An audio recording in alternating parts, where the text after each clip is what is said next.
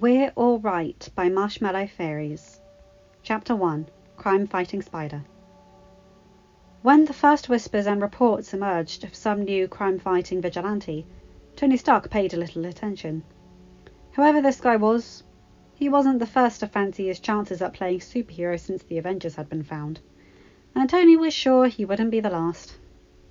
Besides, tales that reached him were hardly impressive feats. Spider-Man rescues cat from tree. Spider-Man retrieves stolen bike. Spider-Man stops car from crashing into a bus. The billionaire paused to glance at the news report on the TV, eyebrows furrowed. He was already running late for his meeting, Pepper calling for him to hurry up to the front door. But he had to make sure he wasn't going crazy. Friday, play that footage again, he instructed, turning his body towards the screen and placing his hands on the back of the sofa. Of course, boss, the AI replied, rewinding the footage. Tony could only watch in amazement as the self-proclaimed Spider-Man swung on what looked like webbing between two buildings, dropping to the road in front of a bus blocking the intersection and catching the car that was hurtling at full speed towards it before jumping into the air, shooting another web and swinging out of sight. Friday, could you analyse that footage, please? I want to know what technology he used to do any of that. He heard another impatient shout from Pepper, but hesitated while he waited for the results. Eventually, the disembodied voice stated, "The technology for the webs does not match anything I have on file, boss." "And stopping the car?" he prompted. "How did he do that?" "I did not detect any technology in use." Tony frowned. "So what? He stopped it with his bare hands?" "It would appear so, boss." He heard Pepper's heels clicking as she came back inside to see what the hold-up was, and called him, "I'll be right behind you, Pep. I'll be right there." The footsteps stopped, followed by an exasperated sigh before they started up again, retreating this time. Tony turned back to the screen. "Friday, could you create a file and start compiling anything you can find on the Spider-Man?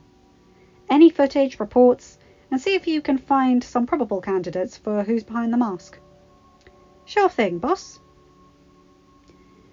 With the confirmation, Tony finally allowed Pepper, not even in the least bit sorry, that they were now going to be late for the meeting.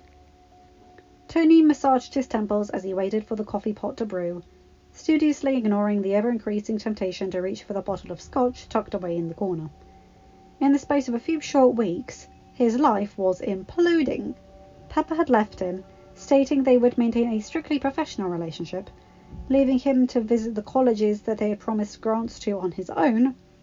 The mission that Steve had insisted was important in Lagos had not gone to plan, with many civilian fatalities. For Ross and many others, it would seem, it had been one destructive mistake too many, and the UN were trying to push through the Sokovia Accords. Predictably, the document had divided the team, and Tony had been tasked with rounding up the rogue Avengers, who were now also trying to protect the Winter Soldier after security footage had showed him near the conference in Vienna shortly before the bomb that had killed the King of Wakanda had detonated. To top it all off, Tony had just learned that not only had Clint joined the fray, but he had bossed Wanda out of the compound, encouraging her to overpower Vision so they could make their escape.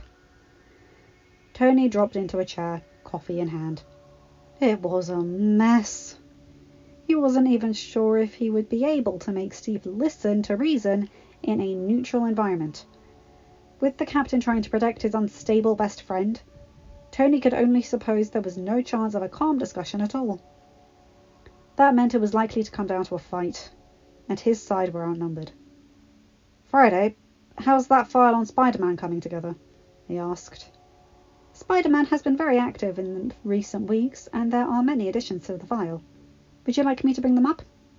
"Please," Tony answered, placing his mug down on the desk in front of him and leaning back, placing his hands behind his head. The holograms appeared in front of him, showing Spider-Man catching thieves, fighting muggers, swinging between buildings, and Tony watched with interest, flicking between videos and scanning some of the police reports that referenced the vigilante as having helped the authorities, often webbing up a criminal and leaving a note for the police to explain their crime. "Any progress on identifying the technology, Friday?" he asked, watching the footage of the guy climbing a building in what looked like a onesie, wondering how he was managing to hold on with his hands flat against the surface. No, boss. It doesn't match anything I can find, the AI replied, almost sounding frustrated. Tony tried to suppress a smirk before his eyes were caught by an image on the top left corner of his hologram. He reached up, bringing it into the center and staring at it in confusion. Friday? Why is there a picture of a kid in the file? He asked. You asked me to identify probable candidates. I have been adding and removing individuals from the list I have acquired more footage and information. The individual in the photograph is the most likely candidate. The billionaire raised an eyebrow. When was the photo taken? He leaned back in his chair, raising his mug of coffee to his lips. At the start of this academic year. Tony almost choked on his drink, eyes widening as he spluttered. You're telling me that the guy currently swinging around the city, fighting criminals and stopping cars with his bare hands, is a kid? Peter Benjamin Parker is the most likely candidate, Friday confirmed. What are you basing that on? He asked, eyebrows furrowing as he gazed at the picture in front of him. The kid looks so young, so innocent. Spider-Man has only appeared in Queens, which is where Mr. Parker resides. He only appears outside of school hours, and on all the days where Spider-Man has appeared later than usual, Mr. Parker has had extracurricular school activities. As Friday relayed this information, the files appeared in the hologram that looked like school records. As Tony glanced through them, he couldn't deny he was impressed. Midtown School of Science and Technology was a renowned school, and Peter's grades were straight A's. All of his classes advanced. He was a member of the academic decathlon team, as well as robotics lab and marching band. Still, the kid looked scrawny in his image, and Tony couldn't accept the fact that he was capable of the feats he had seen Spider-Man achieving. That doesn't seem very sound, Friday, he muttered, continuing to scroll through the kid's academic achievements. Spider-Man's build matches Mr. Parker's, and I ran through a voice recognition from the police files and compared them to footage of Mr. Parker at an academic decathlon meet, the AI added. Play it, the billionaire demanded. The AI played body cam footage of Spider-Man talking with a police officer. The clip was short before the vigilante shot a web and pulled himself out of sight, but it struck Tony how young the voice sounded. As the clip ended, Friday brought up another, this time from a school auditorium with two teams of kids sat on opposing sides of the stage. He recognized Peter from the photo, sat with his team in matching yellow blazers, and watched as he buzzed in over and over, answering every science question correctly without hesitation in a voice that sounded uncannily like the one he had just heard speaking from behind an ugly and very questionable mask. Tony leaned back, letting it all sink in. Spider-Man was a kid! It was wild. Why do his parents let him do that? He muttered to himself. However, Friday didn't seem to realize it was a rhetorical question. Mr. Parker was orphaned at 4 years old. He was raised by his aunt and uncle. His uncle died earlier this year. The first reported sightings of Spider-Man were around 2 weeks after his uncle's death. With a sigh, Tony rested his elbows on his desk, placing his head in his hands. The more he saw and heard, the more he was convinced that Friday was right. Everything added up. Tony wanted nothing more than to forget about it. He had been hoping to convince Spider-Man to help him out with rounding up the rogues, but he couldn't possibly drag a kid into the middle of a fight between the Avengers. The genius chanced another glance up at the hologram. Friday was playing the footage she had acquired on a loop now, and Tony sighed again. He felt as though another problem had been heaped onto the pile. Whether or not he dragged the kid into this, he couldn't possibly let the kid continue doing what he was doing without any protection. He was practically out there in a set of pajamas. Tony decided that he had to intervene. Two things became apparent to Tony Stark very quickly after entering the small, homely Queen's apartment. One was that May Parker loved her nephew fiercely. The other was that she was a very proud woman, and he was going to have to tread very carefully if he wanted to help the kid.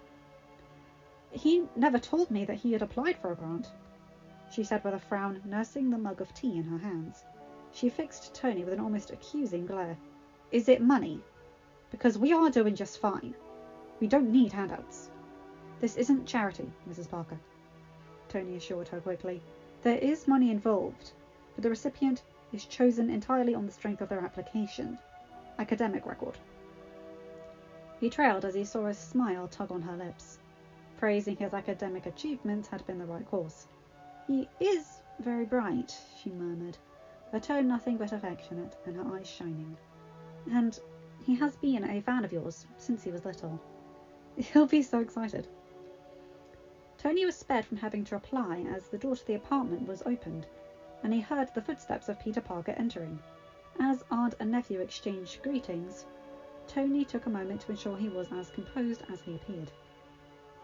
The kid rounded the corner, and his eyes widened comically as they landed on Tony.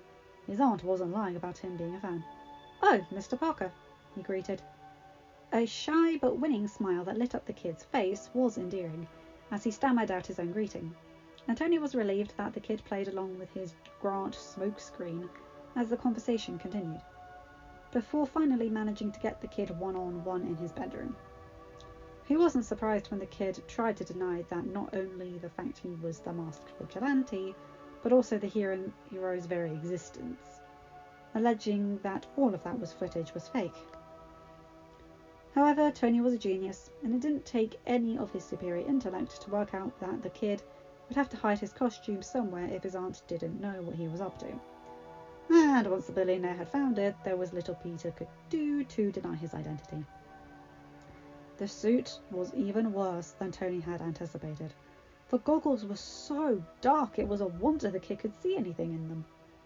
Until he admitted his senses were heightened, and he relied on the goggles to dial down the input. He had expected to find that the gloves had been some kind of adhesive, and though he didn't show it, Tony was stunned to find that wasn't the case. Apparently, the kid just had the ability to stick to walls. The webbing was impressive, Tony had to admit, and it was no wonder Friday had not been able to identify it. The kid had made it himself. The how and where could be discussed later. Tony couldn't deny the kid probably did deserve some kind of internship, and that could make for a perfect cover story as to why he was going to help him out. However, one issue remained. The kid wasn't as blunt about it, but Tony sensed the same sort of pride in him as his aunt. He wasn't going to this whole hero thing for any reward. He was doing it because he felt like it was the right thing to do. And that meant he wasn't just going to accept something for nothing. Tony sighed, as he was left with no other option. "Have you ever been to Germany?" All he had wanted to do was help the kid. He hadn't wanted to take him into a battle with Capsicle, but if it meant he could give the kid a suit that would actually protect him without protest, Tony figured that it would be fine, as long as the kid followed instructions to keep his distance and web them up. He wouldn't get hurt, and Tony didn't have to worry. In theory, it was a great plan, but in the heat of battle, plans rarely work out. The kid had gone toe-to-toe with the Winter Soldier, Falcon, and Cap, and Tony wasn't even in a position to help him out. Still, the kid had held his own, but Tony tried to squash down any feelings of pride. There wasn't time for that. And then, the tiny guy had got huge, and no one seemed to have any bright ideas on how to take him down. "Hey guys, you ever seen that really old movie, Empire Strikes Back?" As if the comet itself was not annoying enough, and useless enough, Rudy was challenging him about the kid's age, and Tony was massively regretting his choice to bring the youngster along. "You know that part, when they're on the snow planet, with the walking thingies?" Suddenly, Tony realised what the kid was doing. The purpose of the analogy, and evidently Rhodey did too. As the kid bound the giant's legs, He and Rhodey teamed up perfectly to put in a high hit and send their opponent toppling to the ground. The kids' victory shouts were like music to Tony's ears, until they abruptly turned into a yelp as he was struck by a flailing giant limb and sent hurtling through the air and into some nearby crates. Tony flew after him, his stomach in knots when he landed to see the kid lying motionless on the ground. "Kid, you alright?" he asked, trying to remain calm as he dropped to his knees beside him, only for the kid to suddenly twist, swinging his arms in a blind panic before recognizing Tony and trying to act casual. "You're done, alright?" Tony told him, starting to stand. He knew the protests would come, but he'd be damned if he let the kid jump back into the fight for now. Just for a second, he had thought... Tony wondered if trying to help Spider-Man had been such a great idea after all. End of chapter. Hi guys, hope you enjoyed this. That's really, really fun. This is a really good fic. I hope you guys enjoy it. And yeah, have a good day, night, or whatever time zone you're in. Bye my guys, gals, and non-binary pals. I'll see you in another video. Bye.